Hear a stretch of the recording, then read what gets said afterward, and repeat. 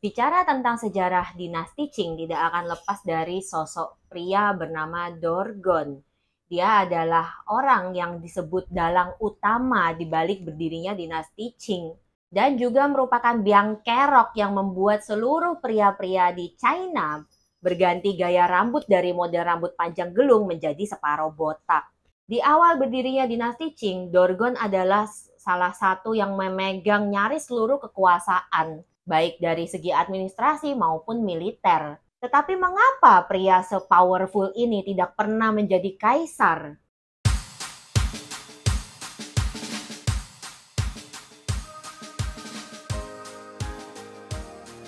Terlahir dari keluarga pria yang paling berkuasa sepanjang sejarah Jurchen dan dinasti Qing, yaitu Nurhaci, dengan istri utamanya yang diberi gelar Anumerta Permaisuri Xiaolieu. Dorgon, yang namanya ini berarti luwak. Jangan tanya gue kenapa luwak, gue juga nggak tahu. Ditengarai merupakan putra favorit Nurhaci. Nurhaci sendiri tidak pernah menuliskan surat wasiat tentang siapa yang akan mewarisi tahtanya ketika ia meninggal. Tetapi ketika Nurhaci benar-benar meninggal di tahun 1626, yang naik ke atas tahta adalah putra keempatnya yang bernama Hong Taiji. Dan kebetulan juga 20 tahun lebih tua ketimbang Dorgon yang ketika itu baru berusia sekitar 15 tahun. Tetapi apa yang pertama dilakukan Hong Taiji sepeninggal mendiang ayahnya? Hong Taiji beserta versi politiknya segera memaksa Permaisuri Xiaolieu untuk melakukan bunuh diri dengan dalih menemani roh Nurhaci ke alam baka. Alasan yang sebenarnya agak bullshit karena istri-istrinya yang lain tidak ada yang diperintahkan seperti itu. Permaisuri Xiaolieu sendiri memiliki 3 putra selain Dorgon, ada lagi yang bernama Ajige dan Dodo. Dengan meninggalnya Permaisuri Xiaolieu, faksi politik Hong Taiji memastikan bahwa Dorgon tidak akan memiliki dukungan yang ia butuhkan untuk berebut tahta. Insiden ini membuat banyak sejarawan berpikir bahwa yang sebenarnya diinginkan Nurhaci untuk naik tahta, kalau Nurhaci nggak mati secepat itu, adalah Dorgon sendiri.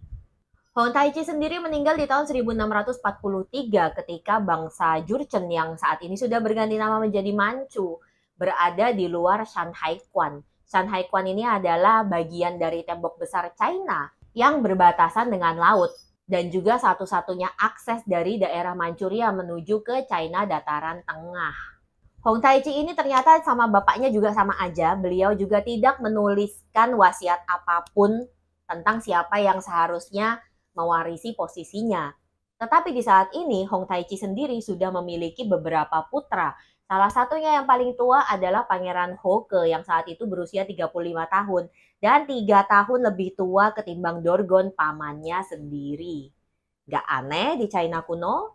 Sama-sama jenderal militer dengan prestasi cemerlang, tetapi Hoke membawahi 61 legion prajurit, which is satu legion itu 20.000 prajurit. Sedangkan Dorgon membawahi 63 legion. Jumlah yang agak mirip dan sepertinya perang sipil perebutan tahta tidak akan terelakkan. Dorgon sendiri didukung oleh salah satu kakak beda ibunya yang bernama Pangeran Taisan yang membawahi 51 legion. Di saat-saat genting ini muncullah seorang wanita dengan intuisi politik yang ternyata tajam banget yang bernama Permaisuri Xiao Chuang, mantan istri dari Hong Taiji. Permaisuri Xiao Chuang mengeluarkan sebuah proposal untuk menjadikan putranya sendiri alias putra ke-9 dari Hong Taiji yang bernama Fulin untuk naik tahta menjadi kaisar dinasti Qing. Sedangkan Dorgon ditawari posisi sebagai Seceng Wang atau Mangku Bumi sambil menunggu Fulin dewasa. Proposal ini diterima oleh Dorgon dan dengan dukungan yang membahana dari berbagai faksi, Hoke juga tidak punya pilihan selain setuju saja. Maka Fulin pun naik tahta menjadi kaisar ketiga dinasti Qing dengan nama Kaisar Sunze. Permaisuri Xiao Chuang yang kala itu masih berusia hanya 31 tahun, 1 tahun lebih muda ketimbang Dorgon, naik pangkat juga menjadi Ibu Suri Xiao Chuang. Sedangkan Dorgon diberi gelar Huang Shufu, Seceng Wang atau Mangku Bumi Paman Kaisar. Sebenarnya waktu itu yang menjabat sebagai Seceng Wang atau Mangku Bumi ada 2. Yang pertama adalah Dorgon dan yang kedua adalah Jirgalang, putra dari Surhaci, adik kandung Nurhaci. yang berarti kalau dibilang adalah sepupunya Dorgon sendiri. Tetapi 1 tahun kemudian, Jirgalang yang lebih senang menjadi jenderal militer ketimbang mengurusi administrasi dengan sukarela dan senang hati menyerahkan kekuasaan kepada Dorgon seorang. Sedangkan Hoke dicopot gelar pangerannya setahun kemudian di tahun 1644. Praktis sejak saat itu, seluruh kekuasaan baik militer maupun administrasi atas dinasti Qing dipegang oleh Dorgon sendiri yang memerintah melalui Kaisar Boneka Kaisar Sunce. Ketika Jenderal Wu Sankui dari dinasti Ming memutuskan untuk menyerah kepada bangsa Manchu dan membuka gerbang Shan Haikuan, pasukan yang dipimpin Dorgon dengan luwes masuk ke daerah dataran Cina Tengah, merangsek maju ke Peicing, dan akhirnya berhasil menempatkan Kaisar Sunce di tahta naga di Istana Terlarang sebagai pemegang mandat langit yang baru. Tetapi pertanyaannya adalah kenapa Dorgon ketika itu menyetujui proposal dari Ibu Suri Xiaochuang, padahal waktu itu Dorgon bisa saja mengambil tahta dan berkuasa atas namanya sendiri tanpa harus melalui Kaisar Boneka. Ketika berada di Istana Terlarang dengan seluruh kekuasaan di tangannya, Dorgon dilaporkan sering terlihat keluar masuk harem kekaisaran. Bukan buat ngurusin haremnya Kaisar Sunce, bukan, karena Kaisar Sunce ketika itu masih anak-anak dan belum menikah. Tetapi untuk mengunjungi Ibu Suri Xiaochuang. Ada pula laporan yang mencatat bahwa Dorgon pernah bermalam di istana Ibu Suri ini. Bahkan seorang penulis puisi dari suku Han Chinese ketika itu berani dengan terang-terangan mengarang sebuah puisi yang mengisahkan tentang kisah cinta terlarang antara Dorgon dan Ibu Suri Xiaochuang. Dan perlu diingat bagi bangsa Manchu dan Mongol, perkawinan levirat, perkawinan antara janda dengan saudara mendiang suaminya adalah hal yang umum dan diterima. Sebagai bangsa Manchu yang tidak mempraktikkan segregasi gender sampai mereka sudah masuk ke Peicing dan beradaptasi sekian tahun, bisa diasumsikan bahwa Dorgon dan Permaisuri Xiaochuang dua-duanya berusia mirip, sudah sering bertemu sejak Permaisuri Xiaochuang sendiri menikah dengan Hong Taichi di usia 13 tahun. Dorgon sendiri menurut laporan catatan sejarah terutama dari sumber-sumber Korea di saat itu dikenal sebagai seorang pria dengan perawakan tubuh tinggi, tegap, langsing, dan wajah tampan, yang tentu saja tidak akan kesulitan menarik hati seorang wanita. Kemudian di tahun 1649, gelar Dorgon di-upgrade dari Huang Shufu Secengwang atau Mangkubumi Paman Kaisar menjadi Huangfu Secengwang atau Mangkubumi Ayahanda Kaisar. Gelar ini bisa berarti dua arti. Yang pertama adalah Kaisar Sunce begitu menghormati Dorgon sampai-sampai beliau menganggap Dorgon adalah ayahnya sendiri. Yang agak nggak mungkin mengingat Kaisar Sunce sebenarnya nggak terlalu suka dengan Dorgon.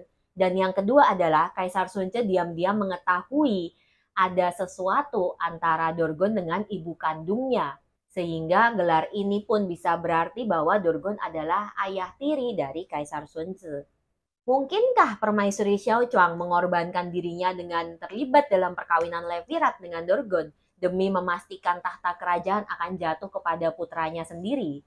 Hal ini masih menjadi misteri ratusan tahun sudah berlalu sampai sekarang dan sepertinya tidak akan pernah keluar konsensus.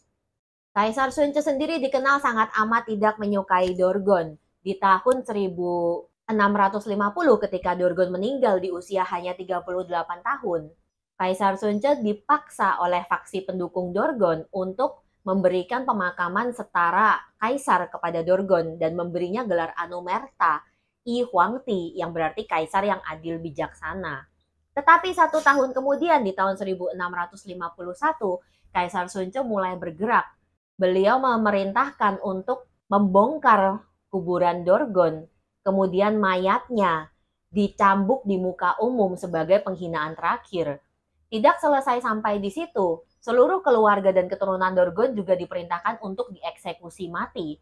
Dan nama Dorgon beserta ibunya, Permaisuri Xiaoliewu sendiri, dihapuskan dari daftar genealogi kekaisaran Aisin-Gyoro. Dan nama keduanya tidak diperbolehkan untuk disembahyangi di kuil kekaisaran. Sebuah hal yang tidak akan dilakukan kalau bukan karena benci kesumat. Kematian Dorgon dalam sebuah kecelakaan berkuda ketika sedang pergi berburu juga merupakan hal yang aneh. Dalam catatan sejarah resmi dilaporkan Dorgon terjatuh dari kuda.